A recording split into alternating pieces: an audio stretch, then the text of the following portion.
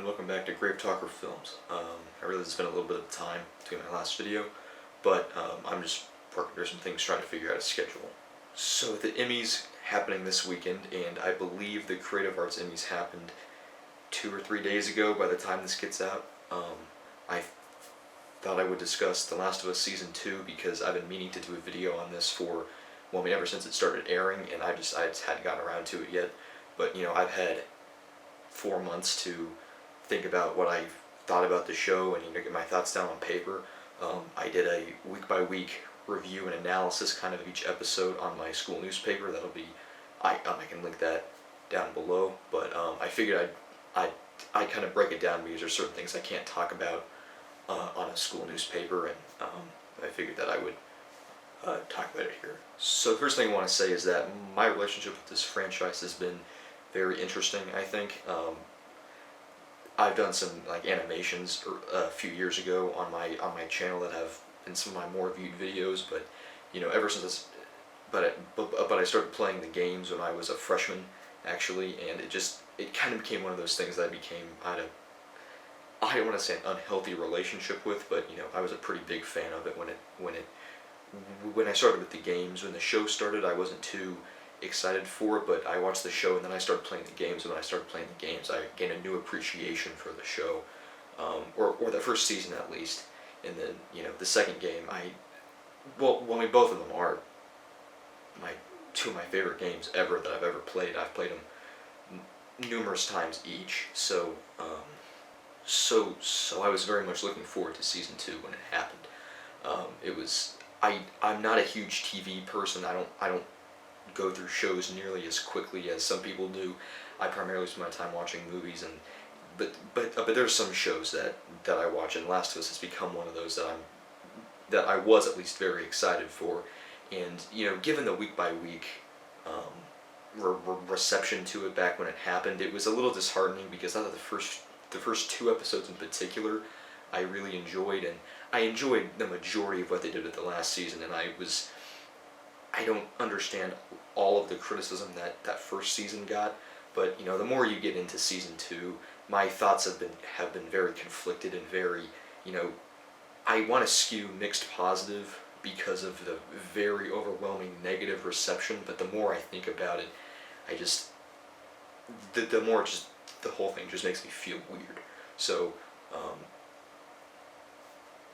I want to start with my positives because I think the highs here are quite high, but I don't want to start it out too negative at first. So the first thing I want to say about the season as a whole is that the production is just immaculate. You know, it deserves a positive rating just for the production, and you know, maybe that's a bit hyperbolic, but I think the production is outstanding. You know, the way it's shot. There were certain sections, you know, like when they're in the music store in episode 4, I think, when Ellie's looking at Joel's grave, you know, that there was some really visually striking stuff. I think it was shot better than season 1. There's sections of season 1 where the camera is just too shaky, too handheld for me, and I think it's not terrible there, but there's a lot less of that in the second season. I think on a technical level, it's outstanding. There's just a lot of things to love about what they do with the visuals and the way that everything looks. That's very impressive to me personally, and I think that it does a really good job of translating some of the visuals from the game into the show, because the game is full of a lot of very memorable locations and areas that I was very excited to see adapted, and the ones that they do adapt I think are very well done. You know, the environments are very immersive. You know, the colors are very lush, and I really enjoy that about this world in particular. It's just such a full vision of what the world would look like 20 or 30 years from now, after things have been kind of taken over by this fungus, and it's done beautifully. I also think on an action front, even though this is a season that's shortened by 2 episodes, I think the action that we get, given the story and the narrative of part 2, I think there needed to be more focus on action, and I don't want to say action like it's some blockbuster, but there needs to be a little bit more of gunplay and of violence because of the path that Ellie's character is going on. And I think that in terms of action, I think it's handled in a good way. The scenes that we do get have this kind of realistic, very frenzied nature to them. The ones that we got in season 1, I think, were well done, but they weren't super frequent, and it felt like they were over right as they began, really. But I didn't really have a problem with that in the first season, but going into season 2, I think there needed to be more focus on action. And when you get action scenes, namely in episode 2 with the whole assault on Jackson, and then you get the TV station in episode 4, and then that goes like right into the subway in episode 4. I thought that whole 15-minute segment of that episode was some of the best of the season for me. And I think when when they were staging those big set pieces, I thought the set pieces themselves were exciting, and there's a realism to it that takes some of a bit of the unrealistic nature of the game, because it's a video game, and translates it in a realistic way into a show. I thought that was well done. I think the character of Joel is handled well. There's a few deviations from the game, where in the game they present him more as a hunter, I think, or more as he's going on a lot of runs, I think. But then in the show they make him a carpenter, which is a nice little callback, because in the game he spends his free time carving things out of wood, which is a fun detail, and they kind of elevate him to this more paternal role within the town. And I think given the first season's version of that character, I think it's a realistic direction for him to go in, and it gives him a little bit more of a purpose, and makes the ultimate tragedy of it hit a little harder when he's less reclusive and more of an active working cog in the town. And in the flashbacks in episode 6, I didn't really expect to like seeing him and Tommy as kids as much, but I think that it was sparse enough, and the scene that we did get was compelling, and they didn't overdo it, and I thought that kind of elevated the character and elevated Pedro Pascal's performance in episode 6 to another level, which I think was it was easily one of the best episodes of the season, and I would argue of the show, just given the subject and the nature of that episode. In regards to the season as a whole, I think when they're taking specific scenes from the game, like what I said earlier about the TV station, that whole set is ripped directly from the game. That looked perfect. The way that scene was handled, I thought it paid nice homage to the way you play the game and the stealth mechanics. And then the Take On Me scene, which is a very iconic moment in the game, it was going to be in season 2. That's like the first scene I figured was going to be in there, and the way they execute that scene is very well done. When you have individual moments that are being recreated from cutscenes and even from a few gameplay moments, I think they do a really good job of that, of kind of maintaining the pace and constructing a scene that's really effective. And I don't want to dip too deep into my negatives here, but I think my issue with that is while individual scenes are really good, the Take On Me scene has been a little bit of a point of contention for me as a fan of the franchise, is that scene is great. It's a wonderful scene, and given the nature of the game, it has a lot of potency, and it's a great moment, but the issue for me is that is an optional scene. And I will be honest, the first time I played the game, I completely skipped over it. I knew it was there, but I walked by it, and then I didn't find it until my second playthrough. But I think, while it's a great scene, I find that the pacing of the season and the way that these scenes are inserted is kind of awkward. How that I feel like the Take On Me scene should have almost been the end of an episode. The end of episode 3, where they get to Seattle and they explore a little bit, and then you have that scene, and then it kind of it, I think having that at the end of episode 3 would kind of help, kind of take a little bit of the grief away from Joel's death, and then I don't know. I feel like having that scene at the end of an episode would make it more effective than just kind of inserting it randomly into the middle of them exploring Seattle, and it feels just the placement of it, I find, is a little awkward, and while the scene itself is great, it doesn't really add much to it because there's not much before and not much, and then because there's not much before it in Seattle, and just kind of one of the first things they do. I also feel like some of the cold opens in some of the other flashback scenes, specifically with, the one, especially in episode 4 with Isaac, and then in episode 5 with the Seraphites, I think those scenes are really well done. As this recording, the Creative Arts Emmys have already happened. Jeffrey Wright did not win an Emmy, but I feel like his work in the 2 episodes that he's in is really effective, and what he does, the scenes are really well done. He's just is great in that role. There's a reason why they brought him back from the game into the show. He just is great at that character.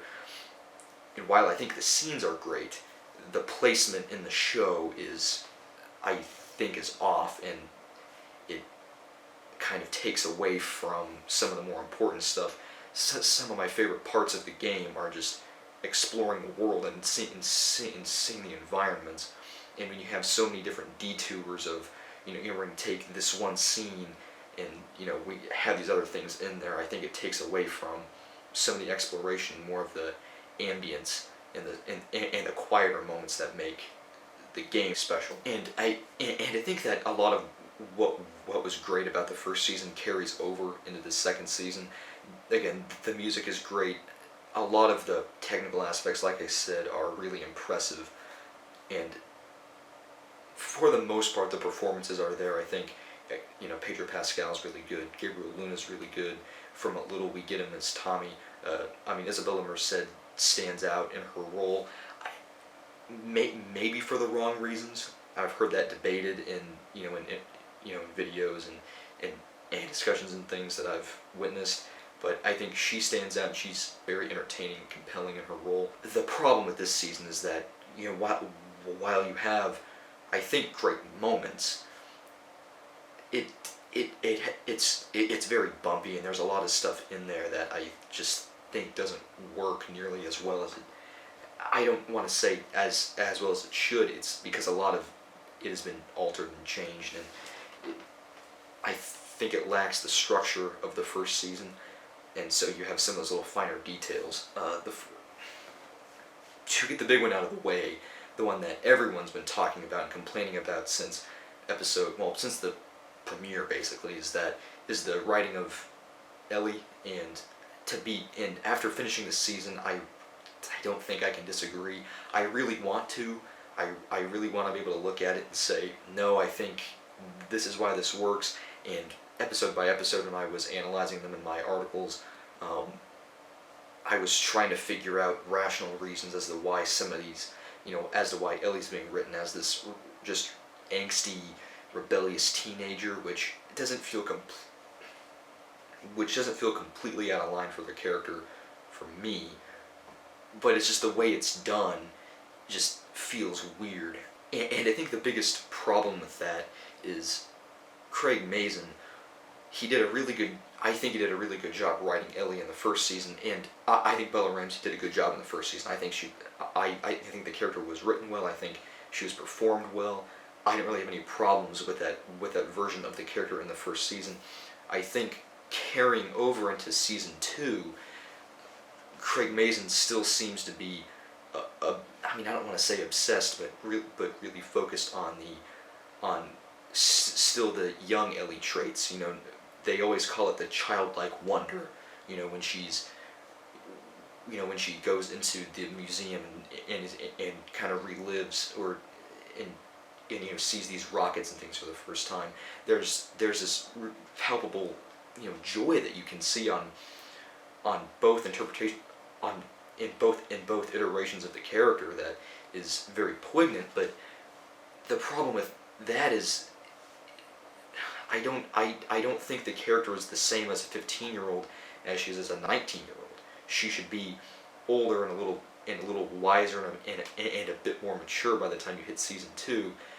And Craig Mazin is still writing her as if she's 14 or 15, and I don't think that it just doesn't work that way in the story.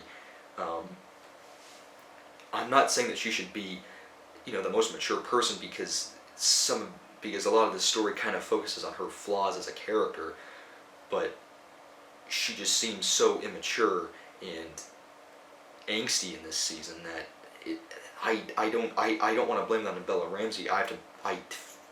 It is the fault of the writer, and while I don't mind what he did with the character in the first season, it seems like he's still writing the same version of the character, even though it should be 4 or 5 years later. And to me, that kind of just crumbles the structure of what the story should be, and what that character should be within this story.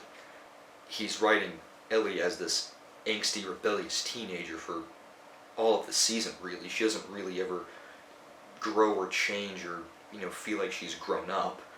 And one of the things I kind of liked about that in the beginning of the season was I wondered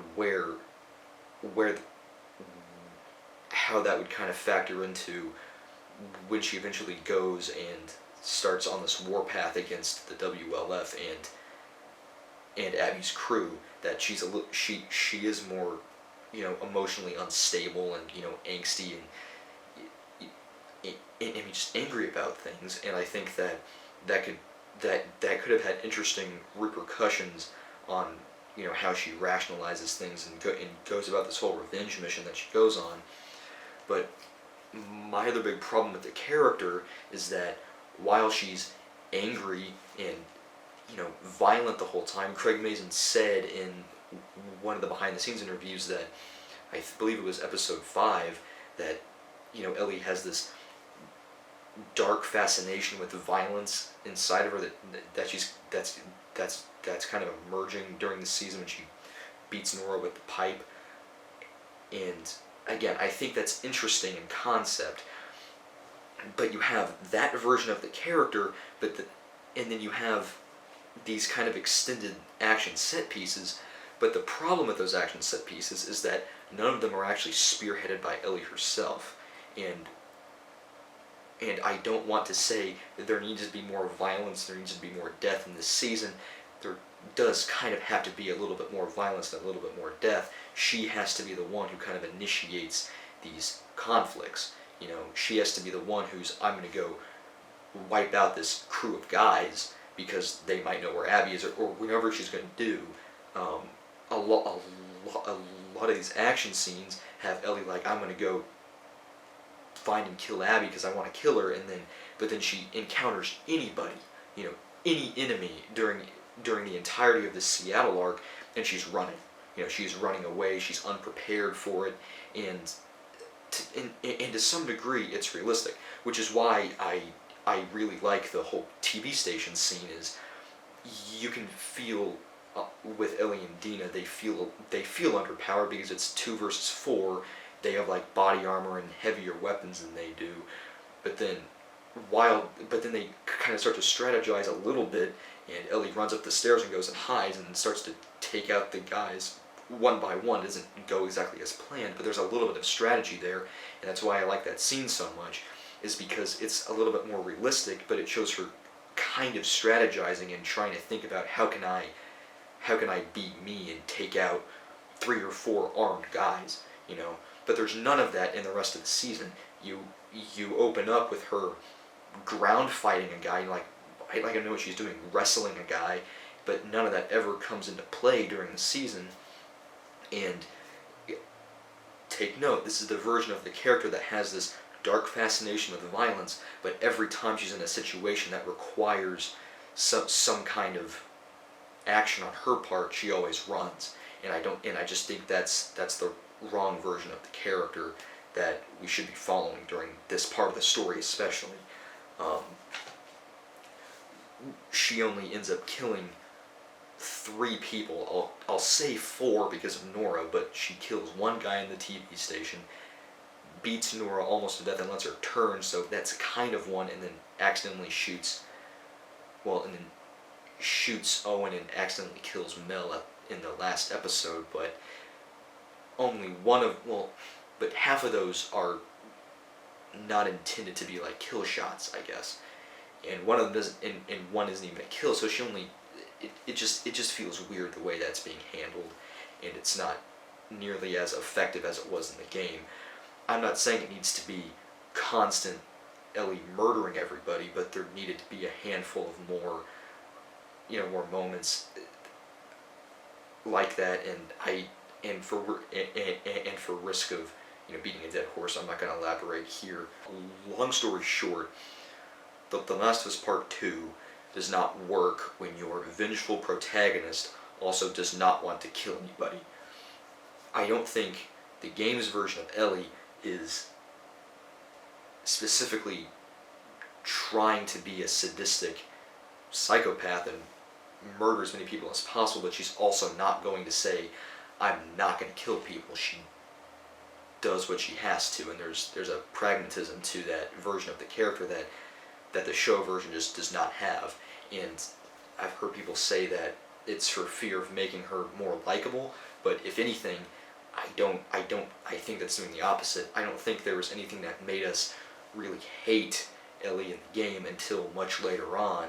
But even then, if you set up the character right and make her likable, you will sympathize with her, even though she's doing some pretty gnarly things. You'll understand why, but they set her up as this unhappy, angry, angsty person, and then you're watching her say, I'm going to go kill a bunch of people in revenge, but I also am going to run away every time I have to do that. That mix of things just doesn't make her more likable. And during the Seattle arc, episodes 4, 5, and 7, I've heard a lot of criticism of Dina always asking Ellie, hey, is this what you wanted to do? Do you think we should be here? Do you think we should leave? And from what I remember from the game, I don't think they ever do that until the tail end of day 3, when it actually kind of makes sense with me asking that question. But there's a lot of time in episodes 4 and especially 5 devoted to them kind of talking about, should we be here, and this is a theme with what I'm talking about. But there's something realistic about that. I think if it's 2 teenage girls going through a city full of, at this point they know there's 2 factions of guys as well as infected, you would probably have to strategize a little bit and say, hey, is this really the smartest thing to do? However, they spend so much time talking about that and not enough time actually doing any raids on camps or doing any reconnaissance, that I think it kind of defeats the purpose. And what I found was done very differently in the show was that you don't really get the impression that Dina or Ellie really wants to be there, and that they're more there out of obligation than of an actual desire to do what they're there to do. In the game, they never talk about, do we want to be here? Is this what you want? It's just kind of implied. Dina's going to go with Ellie and help her no matter what, because they both want the same thing. They both cared about Joel to different degrees for different reasons, but they still cared about him.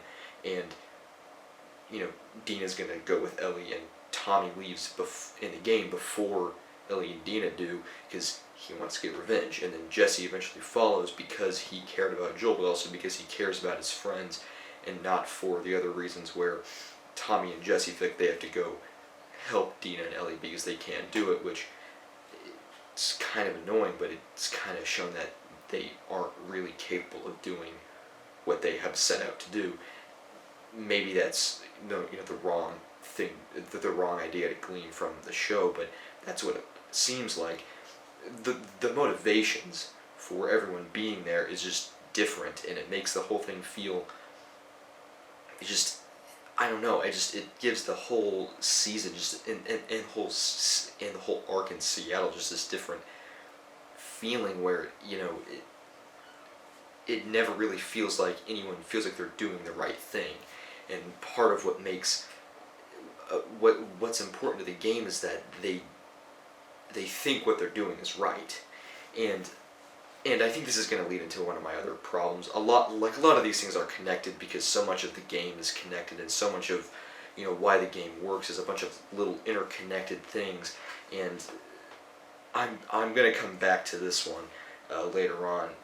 Well, I'm struggling a little bit with how to structure this whole thing because, again, so much of it is so interconnected.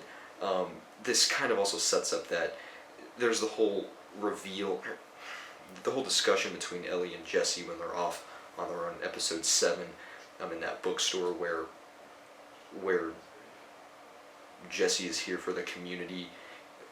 Well, that Jesse didn't want to go because for the betterment of the community, and that's not the best thing to suit the town.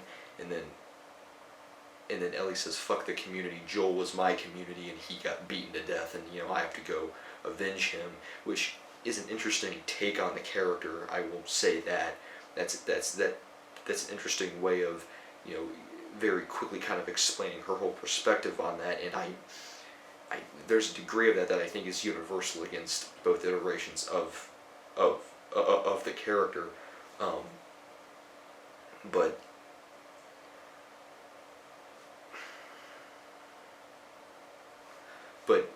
but again, like the last thing I mentioned,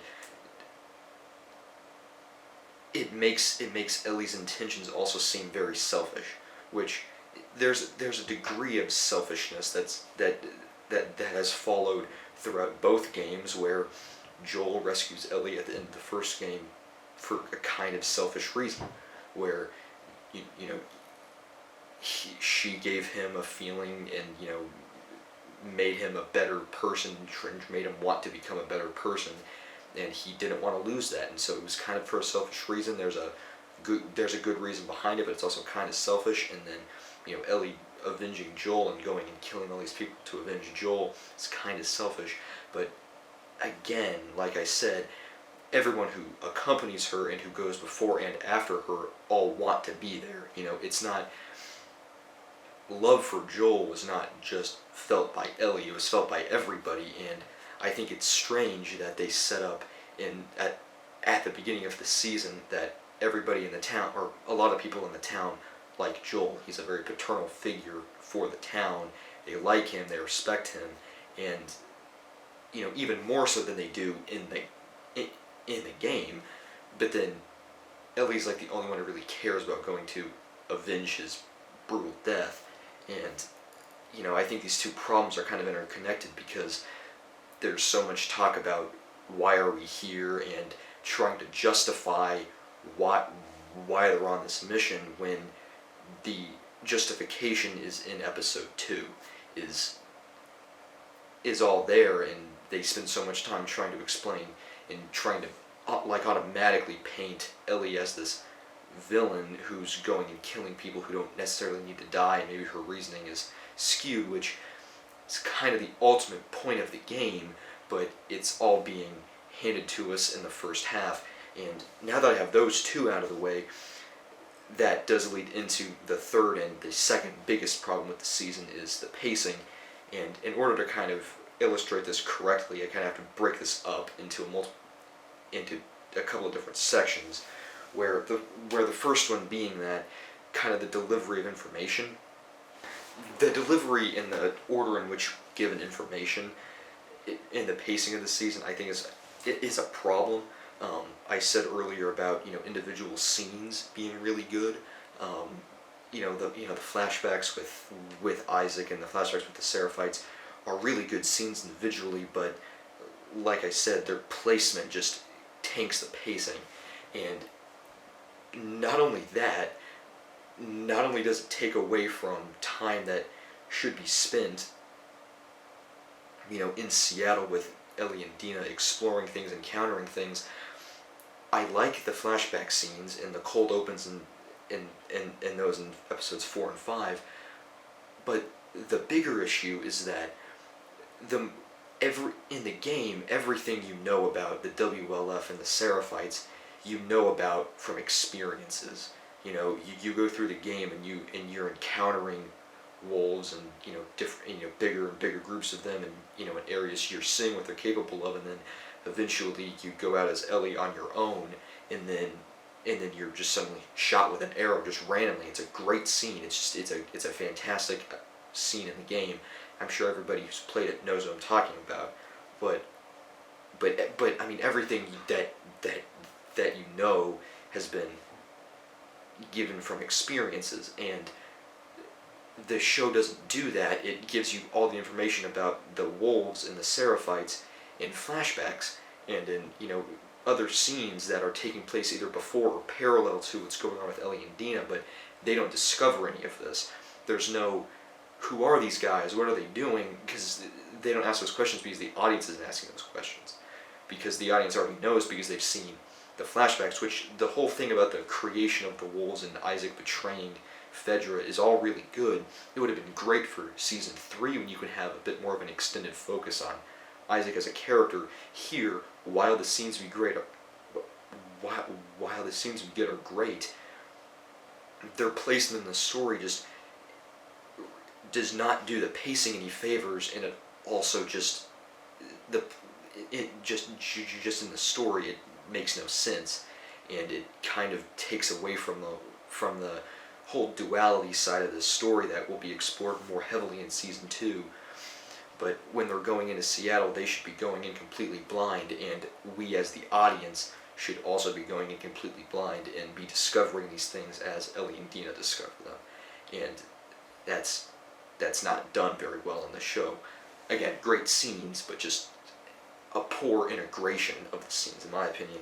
And the other side of the pacing is just, when it comes to telling this story, I watched it with my dad was in the room. I was watching this, and he watched the first couple. He watched the season as well, and he watched episode 2. He's not played the games either, and he said that the second episode feels like a season finale, which that might be because the assault on Jackson, which again is a great scene. It's really well done, but I can see that for a non player that does feel like a season finale. It's really big. It feels like this big climactic moment after an episode and like after one episode build up to it, which I like because it really it raises the stakes pretty quickly and starts the action off very quickly. But then you have that episode, which I think is one of the 2 best episodes of the season. But then you go to episode 3, and that is it's a cooldown episode that's setting stuff up as it should. It should not be as fast paced, but I figured that episode 3 would have a little bit of the Jackson stuff from the game, because after Joel dies in the game, you have, I don't know, maybe 20 minutes, maybe 25. I'll be generous and say 25 minutes, maybe, of a couple little gameplay moments and of cutscenes that kind of bridge the gap between that moment and then Ellie and Dina going to Seattle. You have them walking around the graveyard. You have this scene where Tommy tells Ellie not to do anything stupid, and then you have Ellie and Dina deciding to go leave, getting caught by Maria, and then Maria says, "Go get my stupid husband back." It's a handful of good scenes, but then it's off to the races pretty quickly, and then you cut, and then you're in, and then they're in Seattle already, or on the outskirts at least. And I figured the show would elaborate a little bit more on having more of the traveling and more of them going to Seattle, which I wanted to see more of, and they do.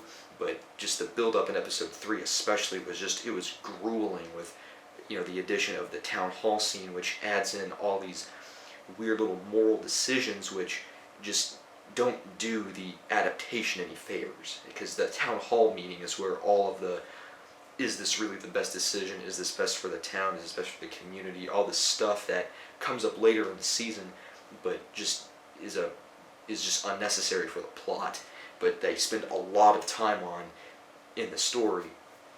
And then you have 3 episodes which are adapting the prologue, which is 2 hours, maybe 2.5 hours in the game. It's it's a pretty long game, but you have 2 hours at the beginning that's setting it up, and then the bulk of the game is Seattle, and the main story is primarily Seattle stuff. But then you have almost half the season is them at Jackson, and then they get to Seattle at the end of episode 3, and then episodes 4 and 5 are just so fast paced. Some great moments. I think they're significantly better than episode 3. Episode 4 has the I'm gonna be a dad scene, which I think is which I think is unnecessary and just weird writing, but I don't really want to spend that much time talking about it because everybody else has complained about it and made so many memes about it that it's not even funny at this point. It's unnecessary, but I don't need to talk about it. But episodes 4 and 5 are solid, but to me the biggest problem with them is that they're just too fast-paced. They condense so much of these pretty significant gameplay segments. I mean, Seattle Day 1 is 4 or 5 hours on your first playthrough, and Seattle Day 2 is pretty much equivalent to that. That's so long that there's a flashback in between 2 sections of it. And of course they were going to do all of that, but they completely removed Hillcrest from season 2, which I really wanted to see Hillcrest, and they completely removed all of that. I mean, for budgetary reasons most likely, but they didn't have any of that stuff, and they condensed the whole the Stalker basement. There was no sewers. There was the Seraphite Forest was 3 minutes long, and then the hospital scene was her infiltration of the hospital took 2 minutes, and was kind of weird, but it's fine. I don't want to say that it's bad that it's fast paced. It's economic pacing. That's fine, but it completely breezes through so many great moments that could have been that you really could take the time to just kind of enjoy and see the world more.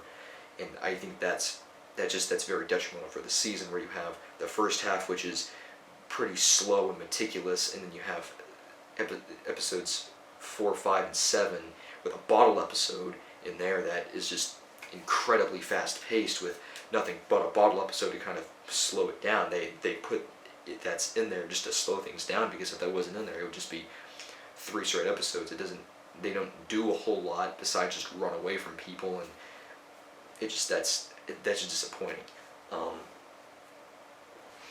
Other smaller things, I'm not a huge fan of the way that Jesse and Tommy were handled. There's a certain warmth that those characters bring to certain segments of the game. Jesse especially, when he shows up in Day 2 during Hillcrest, and it kind of helps Ellie out, and then you have Day 3 when there's an hour of gameplay when just the 2 of them on the road has some fun banter in there, and a lot of that is stripped from the season, which again they don't have an hour to devote of them walking down a street, but there's just the whole character change. Again, like I've said several times in this video, it's interesting and it's realistic, but it lacks a lot of what made me like that character in the first place. And it's the same thing with the character of Tommy, where I feel like the season starts out and starts using him in this, and kind of expands his role as the leader of the town, which with him fighting the bloater and using the flamethrower, it's all great stuff, and I think Gabriel Luna does a very good job in the role.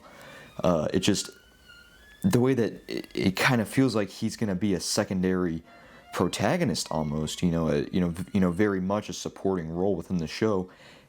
After episode 3, they kind of just dispose of him, and then he's not seen again until the tail end of episode 7.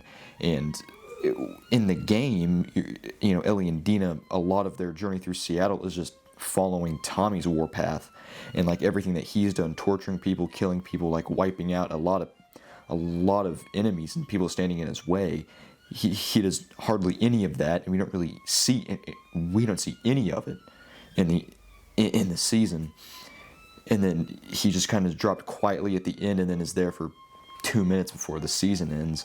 And the way the character is, see, unlike the changes to Jesse, I really like the changes to Tommy, making him this more responsible leader, and he's more focused on the town, and a little bit less on just getting revenge, which differs from the game version. But I actually think that makes a lot of sense for the character, growing up and maturing kind of in a similar way that Joel does by becoming the carpenter for the town and everything.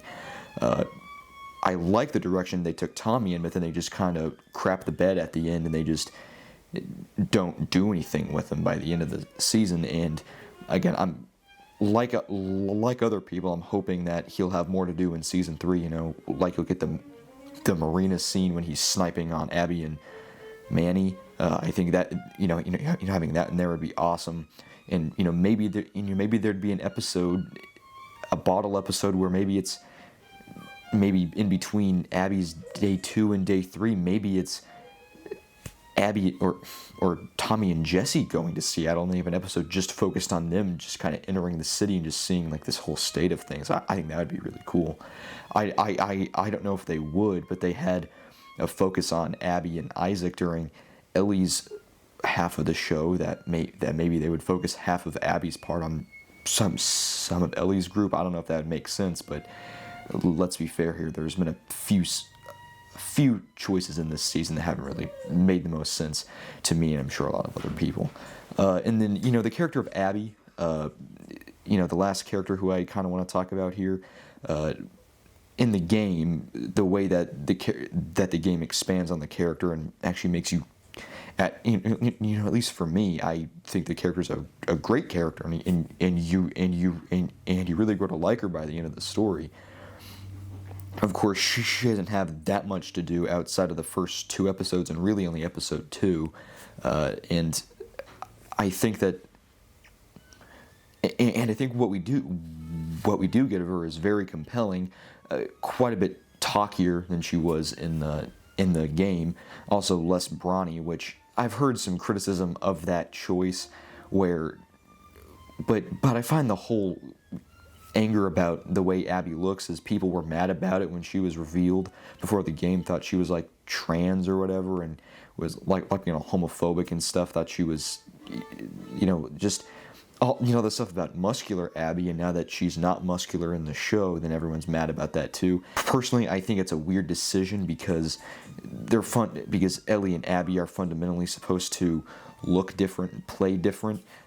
And that goes back to my whole thing about I'm not sure how I feel about Ellie like learning wrestling and judo. It looks like, I don't even know if that's judo, but whatever she's doing at the beginning of the season, more hand-to-hand based combat, to me that's not what Ellie is. But it's like they've almost reversed Ellie and Abby, where Ellie's the quieter, more stealth-based character, and Abby's the brawler. But it seems like they've really just switch those roles, which in the grand scheme of things I think it'd be interesting to explore, but it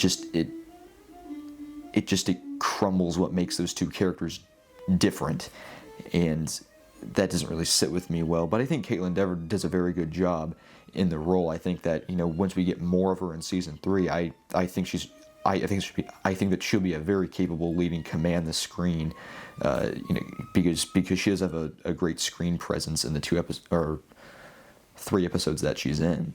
I'm excited to see that. I don't have a problem with Abby not being buff as long as they don't change the character, but it feels like they're kind of blurring the lines between the 2 characters.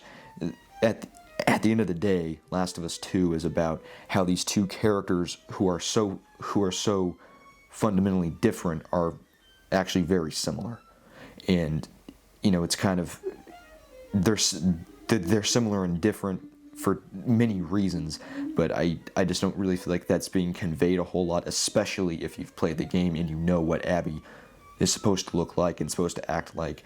But I don't have a problem. But as long as they handle it well in the 3rd season, I think I'll be fine by the end of it. So I mean, unlike these other issues I have. I think Abby's more of just a, she very much could go up, and I would, be less, critical of, what they did with her here. The last thing I want to talk about is the Emmys, which they're coming up in a few days once this gets out. I'm not a big TV person. I don't watch nearly enough TV to really keep up with things like the Emmys. But Last of Us, that is something that is a show I've been keeping up with, and I plan to, even though this season was was more than a little disappointing for several reasons. As of now, as of now, the Creative Arts Emmys have already passed, and this season was nominated for 13 or 14 there, and then 3 at the actual, or the primetime Emmys.